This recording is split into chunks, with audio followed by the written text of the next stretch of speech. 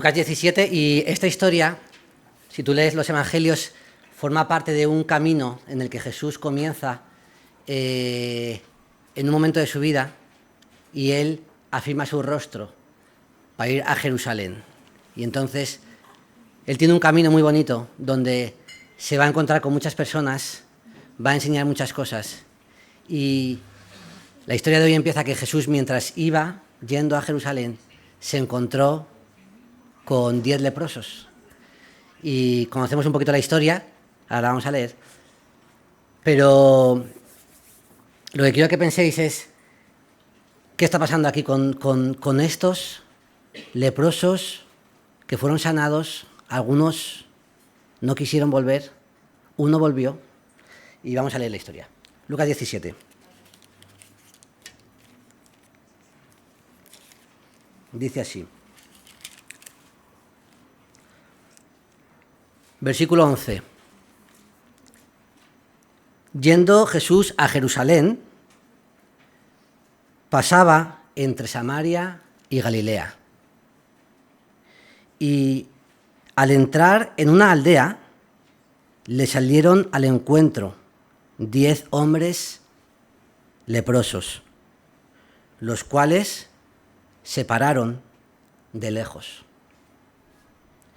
Y alzaron la voz diciendo: Jesús, Maestro, ten misericordia de nosotros. Y cuando él los vio, les dijo: Id, mostraos a los sacerdotes. ¿Y qué pasó? Que mientras ellos iban, fueron limpiados.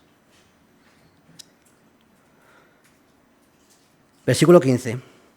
Entonces uno de ellos, viendo que había sido sanado, volvió, glorificando a Dios con grandes voces, y se postró rostro en tierra a sus pies, dándole las gracias. Y este era samaritano. Jesús respondió: ¿no son 10 los que fueron limpiados? ¿Y los 9? ¿Dónde están? ¿No hubo quien volviese y diese gloria a Dios, sino este extranjero? Y le dijo: levántate, vete, tu fe te ha salvado. Bueno, yo creo que todos hemos escuchado esta historia cientos de veces sobre la gratitud y cómo tenemos que responder. Y lo que me gustaría de hoy es que, sobre todo, pensáramos en la historia y en 4 cositas. Porque esta historia nos habla sobre todo de un contraste, que es la primera cosa que vamos a ver. Os pongo un poquito de resumen para, por si alguno se pierde por el camino. Pero nos habla sobre todo del contraste entre 2 tipos de personas. Uno era samaritano, y ahora vamos a ver lo que significaba ser samaritano, y los otros 9 eran judíos. Y esta es casi la cosa principal de la historia, es como había uno que era de segunda, pero que acabó siendo de primera. La segunda cosa es cómo funciona en nuestra vida espiritual el ciclo de la alabanza y de la gratitud. Pasamos por muchos tiempos, muchas etapas, y alguien ha dicho aquí antes que es como una rueda, y en el fondo es como una rueda. ¿Y cómo funciona esto? La vida a veces da muchas vueltas, hay veces que estás aquí, hay veces que estás aquí, pero tenemos que mantener ese ciclo y vamos a ver por qué. La tercera cosa indudable de este pasaje, la salvación por fe. Y la última, las etiquetas. Mira, primera cosa, este hombre era samaritano. Y tú dices, sí que es un samaritano. Vale. Los samaritanos, ¿os acordáis que en el tiempo, sabéis que David fue el primer rey? Después de David vino otro rey llamado Salomón, y después el reino se dividió. Un reino del norte, un reino del sur. Y el reino del norte, y también el del sur, pero el reino del norte fue conquistado y otros pueblos llegaron allí. Y entonces ese pueblo que inicialmente era parte del pueblo de Dios y que conocía muy bien la ley y que estaba previsto que tuvieran una doctrina y una enseñanza correcta, pero poco a poco fueron trayendo muchos elementos que no eran propios de la fe judía. Y entonces, pues tenían que adorar a Dios, bueno, pero también a un torito. Pues venga, adoramos a Dios y a un torito. Y tenían que adorar a Dios y también a una Venus, a una diosa de la fertilidad. Bueno, pues venga, también. ¿Vale? Hasta el punto de que ellos llegaron incluso a crear su propio templo. Si lees en el Evangelio de Juan, la historia que la conocemos todos, de Jesús y la samaritana del pozo. Y entonces, ¿qué le dice la mujer? Le dice, es Juan 4:19, pero le dice, Señor, a mí me da que tú eres un profeta. Tú eres un profeta. Y nuestros padres adoraron en este monte. Estaba hablando de un monte, porque allí había un templo, hubo un templo. Nuestros padres adoraron en este monte, pero los judíos adoran en Jerusalén. Y entonces Jesús le dice esas palabras tan bonitas que decimos, créeme que la hora viene cuando ni en este monte ni en el otro monte adoraréis, porque es necesario que adoréis al Padre en espíritu y en verdad. Pero Jesús le dice, si queréis podéis buscarlo en la Biblia, pero Jesús le dice, vosotros adoráis lo que no sabéis. Entonces Jesús tuvo amor por esta mujer, obvio, tuvo amor por esta mujer, pero al mismo tiempo no negó que estaban adorando los samaritanos a algo que no sabían. Bueno, pues estos eran los samaritanos. Tenían una parte de verdad, pero estaban adorando lo que no sabían. ¿Por qué? Porque su fe se había mezclado con muchas cosas. En Juan 8:48, hablando de Jesús, le dicen un insulto, 2 insultos le dicen. Dice, tú eres, los judíos le dicen a Jesús esto, tú eres un endemoniado y un samaritano. Toma.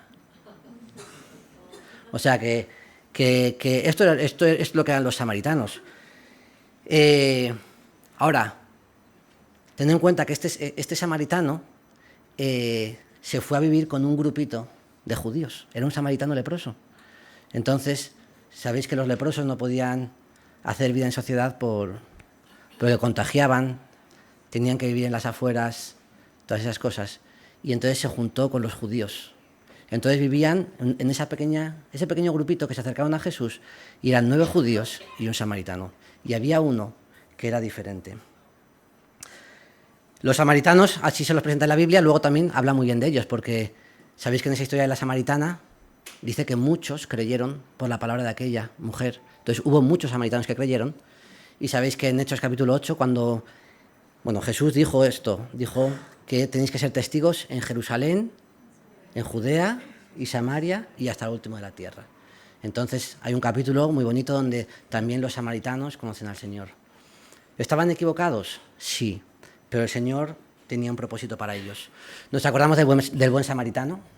Sabéis que hubo, sabéis la historia, pero hubo uno que le golpearon, le dejaron ahí medio muerto, y ni el sacerdote que conocía al Señor, se supone, ni el levita que conocía al Señor, se supone, tuvieron un corazón para amar al desvalido, sino que únicamente el samaritano, el de segunda, el que estaba equivocado. Y ese fue el que vino a ser ejemplo de todos. Y en esa historia de hoy es lo mismo. Tenemos 9 judíos que estaban en lo cierto, en la verdad, y el que estaba equivocado vino a ser ejemplo de los otros 9. Esta historia es una historia de contrastes. El de segunda y, a cambio, los judíos. Los judíos tenían la ley, conocían las normas muy bien. En el Antiguo Testamento el Señor había dado un montón de normas acerca de la lepra. Y la lepra se refiere a la enfermedad, porque hay una enfermedad que es la lepra, pero se puede referir a otro tipo de cosas, porque hasta la ropa podía tener lepra, o las casas podían tener lepra. Es decir, eran como infecciones o mugres o impurezas.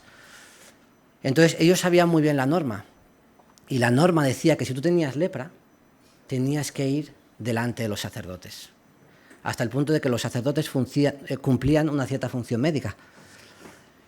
Entonces, ¿qué es lo que pasó? Que Jesús lo que les dice es id a los sacerdotes. ¿Y qué hicieron los judíos? Cumplieron, hicieron lo que les habían dicho, cumplieron la norma, pero no tuvieron un corazón para el Señor y no tuvieron un corazón para volver. Y esto me sorprende, porque hay veces que, y me pasa a mí, a todos nos pasa y a mí también, cuando a veces intentas hacer las cosas bien, intentas coger tu Biblia, intentas orar, intentas hacer las cosas bien, tienes el peligro de ir subiendo de nivel. Y entonces yo estoy en un nivel y los demás están en otro nivel. Y entonces empiezo a juzgar, a criticar, a menospreciar, porque los otros están equivocados. Un capítulo después de Lucas 17, hay una historia que también conocéis, que dice que dos hombres subieron al templo a orar. Uno de ellos era un judío, un fariseo que cumplía todas las normas, y el otro era un publicano, un hombre de mala vida. Y entonces el judío, que tenía lo cierto, estaba en la ley, conocía bien las normas, las cumplía y decía: te doy gracias, Señor, porque no soy como este que está a mi lado. Yo ayuno 2 veces a la semana. Yo ofrendo todo lo que tengo. No, todo lo que tengo no. Doy el diezmo, perdón, no todo. Daba el diezmo y no soy como este. En cambio, el otro, que estaba equivocado, tenía una virtud, y es que estaba equivocado, pero tenía un corazón para el Señor. Y entonces dijo: Señor. Y el Señor lo salvó. El Señor dice que de aquel templo uno salió justificado y otro no salió justificado. Entonces, en esta historia vemos los contrastes. Y a veces estar equivocado te puede poner en una situación más fácil, porque puede hacer que busques al Señor de otra forma. Y no digo que vivamos en la equivocación, pero te puede hacer buscar al Señor. Y a veces puedes estar muy confiado en todo lo que crees, en todo lo que crees, en todo lo que sabes, en todo lo que sabemos, en que nos sabemos la Biblia de memoria. Pero ¿dónde está nuestro corazón para el Señor?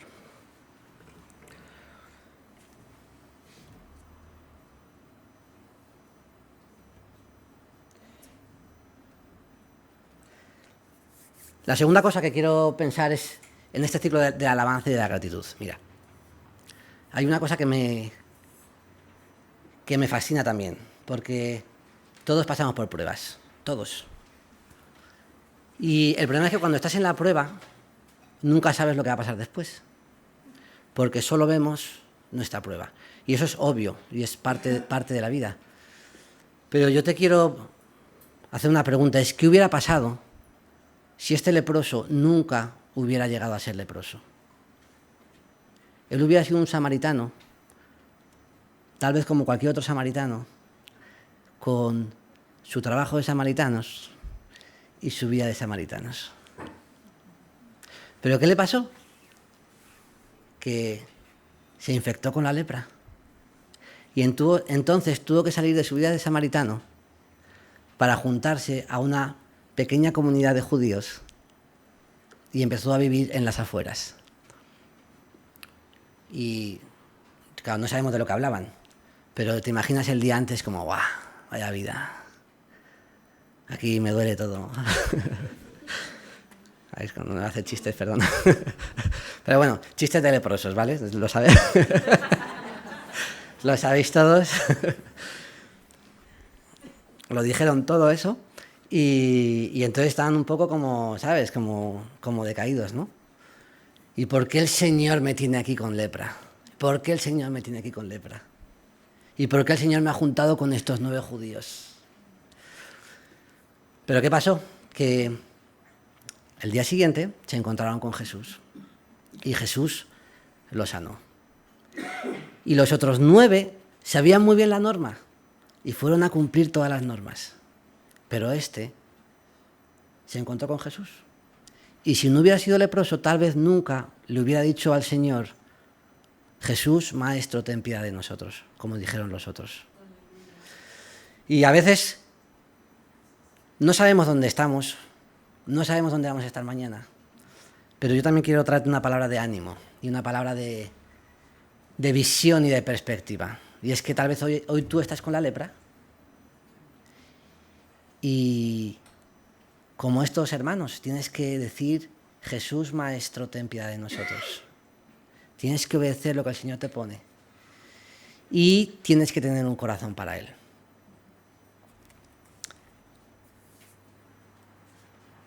Me pregunto, ¿qué pasó por la cabeza de los otros 9 judíos?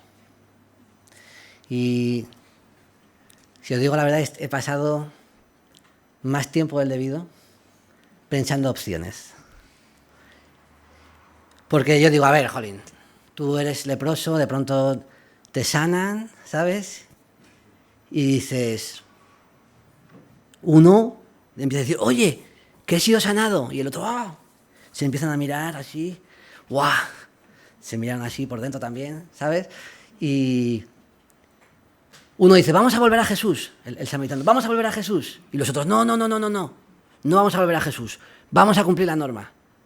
Jesús nos ha dicho que vayamos a los sacerdotes, pero ¿podemos ir después? Vamos ahora. Tal vez nunca se encontraron con Jesús otra vez. O tal vez sí, no lo sabemos. Tal vez otro dijo, casualidades. Justo hoy y los 10 a la vez. ¿Pero no crees que puede tener algo que ver con Jesús? Yo creo que no, o sea, nada que ver, o sea, la vida tiene cosas y hay que aprovechar el momento. Otro que hubiera dicho, y yo creo que esto es lo que hubieran dicho muchos, ¿eh? ¿Sabes hace cuánto que no voy a un bar? ¿Hace cuánto que no voy a un bar? Me voy a liquidar todo y ya mañana será otro día. Mira, no sé lo que pasó por su cabeza, pero para tristeza nuestra lo digo, ¿eh? Hay tantas veces que hemos despreciado la obra de Dios. Tantas veces donde el Señor ha hecho maravillas y somos como ciegos, como borriquitos. Y el problema no es tanto para traer condenación, pero sí para animarnos mutuamente, ¿no? Y yo pensaba en el ciclo de la alabanza. Mira, primero Jesús pasa en su camino a Jerusalén, Él pasa. Los leprosos le encuentran. Jesús les habla. Los leprosos le obedecen. Hasta aquí todo fenomenal. El Señor los salva. Y hubo 9 que cortaron el ciclo aquí. Ya no quisieron saber nada más de Dios. Se quedaron con sus migajas. Se quedaron con su sanidad. Tal vez no son migajas, perdonadme. Pero se quedaron con lo que querían. Pero perdieron el punto de la historia, que era la vida eterna y encontrarse con Jesús y tener la salvación. Tengo una parte difícil ahora, que es que me vais a perdonar a algunos, ¿eh? Porque esto es como un baile y entonces tengo que hacer un pequeño baile. Perdóname. Pero si tú estás bailando, entonces tú te pones así, o como se ponga así el tango o lo que sea, y estiras una mano, yo no sé cómo va, pero tienes que poner un pie, luego otro pie, luego para atrás. No lo intentéis conmigo, pero mira, el Señor nos llama a un romance y el Señor nos llama a un baile. Y qué frustración si el Señor te va llevando y nosotros como puros palos. Y otra vez, hay mucho más. Y lo que me gustaría es que no rompiéramos el ciclo de la alabanza y el ciclo de la gratitud. Porque eso va alimentando la rueda. Sigue el círculo, sigue la música, sigue la fiesta, sigue la celebración. Y el Señor puede hacer todo. O sea, de verdad, puede hacer todo. Pero a veces el Señor nos ha puesto en enfermedad para algo. A veces el Señor nos ha puesto en prueba para algo. A veces algo se ha roto para algo. Y el Señor lo que quiere es llamar nuestra atención. Y el Señor quiere que sigamos y el Señor quiere vivir con nosotros. Mira, déjame que piense otra foto que te hago. Imagínate 10 minutos antes de que estos 9 judíos entraran en Jerusalén, a las puertas de los sacerdotes. Yo estaría allí en mi tiendita vendiendo zumos y refrescos y pasarían los 9 y yo diría, ¡buah! ¿Y estos? Sí, pues un profeta ha dicho no sé qué y nos ha salvado y nos ha curado, ¡buah! Y es que Dios ha hecho un milagro en nosotros, ¡buah! Desde fuera, si tú hubieras hecho la foto, eran los más espirituales, los 9 espirituales. Conocían la ley, conocían las prescripciones del Levítico, sabían que tenían que ir a los sacerdotes y encima Dios los había sanado. Eran el ejemplo perfecto. Tenían toda la apariencia de creyentes, toda. Eran los creyentes perfectos. Dice en 2 Timoteo 3:5 que en los últimos días habrá algunos que tendrán apariencia de piedad. Apariencia de piedad. Desde fuera son piadosos, son creyentes, pero solo desde fuera. Tienen apariencia de piedad, pero niegan la eficacia del Evangelio, porque su corazón no fue transformado. Y el Evangelio es transformación dentro, no fuera, o mejor dicho, dentro, que se traslada afuera. Dice que estos son amadores de sí mismos, avaros, vanagloriosos, soberbios, blasfemos, desobedientes a los padres, ingratos, impuros, sin afecto natural, implacables, calumniadores, intemperantes, crueles, aborrecedores de lo bueno, traidores, impetuosos, infautadores, aquellos que aman más los placeres que a Dios. Tienen toda la apariencia. Y mi temor, que si el Señor hiciera una foto de nosotros aquí ahora, no encontrará muchas apariencias. Porque si tenemos apariencia de piedad, podemos engañarnos a nosotros mismos, a los demás, pero no vale para nada, para nada. Entonces esta es la segunda cosa, que mantengamos el ciclo, que vivamos en gratitud, que nos apartemos de la apariencia y que vivamos con un corazón para el Señor. La tercera cosa, y vuelvo a leer los versículos porque es el versículo 15. La tercera cosa es la salvación por fe. Dice, versículo 15, vuelvo a leerlo, Dice que uno de ellos, que había sido sanado, habiendo visto que había sido sanado, volvió y glorificó a Dios a gran voz. Entonces, fíjate, era un hermano exaltado. Hay algunos que son más tranquilos, otros más relajados, otros un poquito gritones. Este era de los gritones. Dice que llegó a grandes voces y glorificaba a Dios y puso su rostro contra el suelo a los pies de Jesús. Varias historias en la Biblia hablan de los pies de Jesús. Y le dio gracias. Y entonces Jesús le dijo, no hay quien volviese y diese gloria a Dios, sino este extranjero. Vale, lo vuelvo a decir. No hay quien volviese sino este extranjero para dar gloria a Dios. Y yo me preguntaba, ¿qué quería decir aquí Jesús? O sea, quiere decir que si tú vuelves y le das las gracias a Dios, si vuelves a Jesús, le estás dando la gloria a Dios. Pero si no vuelves a Jesús, ¿no le estás dando la gloria a Dios? Es decir, los otros 9 no le dieron la gloria a Dios. Y el que volvió a Jesús sí le dio la gloria a Dios. Parece un trabalenguas, perdóname. Pero lo que quiero decir es que al final nosotros solo podemos dar gloria a Dios por medio de Jesús. ¿Cómo se da gloria a Dios? ¿Cómo dieron gloria a Dios? Volviendo a Jesús. Y los que no volvieron a Jesús no le dieron la gloria. Entonces no podemos dar la gloria a Dios si no es por medio de Jesús. ¿Por qué? Porque a Dios nadie lo ha visto jamás. Juan 1,18 dice, a Dios nadie lo ha visto jamás. El unigénito Hijo, Él lo ha dado a conocer. Solamente en Jesús podemos ver a Dios. Solo en Jesús podemos ver a Dios. En Juan 14 también dice Felipe, muéstranos al Padre. Dice Jesús, muéstranos al Padre. ¿Y qué dice Jesús? ¿Tanto tiempo conmigo y no me conoces? ¿Quieres conocer a Dios? Lee sobre Jesús. Busca a Jesús.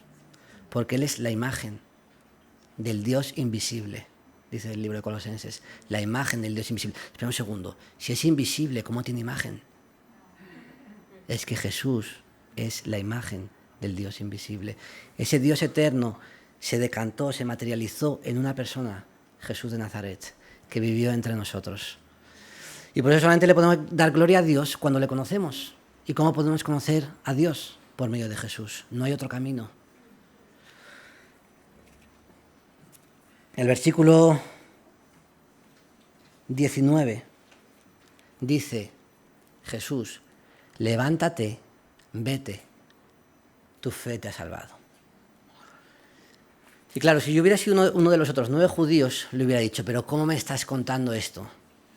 Si lo que tenemos que hacer es ir al templo, si los pecados se perdonan en el templo, yendo a los sacerdotes, ¿cómo puedes decir que la fe salva? Bueno, es que Jesús dijo, tu fe te ha salvado. Entonces Jesús estaba abriendo un nuevo camino, una nueva oportunidad. La salvación no es por obras, la salvación es única y exclusivamente por creer en Jesús. Solo por creer en Jesús. Déjame que te ponga una imagen, porque no se trata de que camines más, sino de que camines en la dirección correcta. Y tú puedes hacer miles de cosas en la tierra, puedes ir, peregrinar, subir al Himalaya, a donde quieras subir, dar todo el dinero del mundo, pero la salvación es única y exclusivamente por creer en Jesús. Y quiero que veas otra vez el contraste. He puesto ahí una rayita, más o menos, entre Samaria y Galilea. La historia empezaba en el camino a Jerusalén entre Samaria y Galilea, al norte, lo veis ahí. Y tenían que ir, Jesús le dijo, id a los sacerdotes. Y eran más de 100 kilómetros. Y los hombres fueron tan piadosos, que le obedecieron. Yo a lo mejor no hubiera obedecido, porque digo, en 100 kilómetros, si igual no me va a pasar nada. Tenían fe, una cierta fe tenían, pero caminaron 100 kilómetros varios días. Y el otro se volvió a Jesús. Y tal vez caminó, no sé, 2 minutos, 3, no sé, 100 metros, 500, no lo sé. Y esto me sorprende y me llama la atención porque, otra vez lo digo, no es caminar más, es caminar mejor, es caminar en la dirección correcta.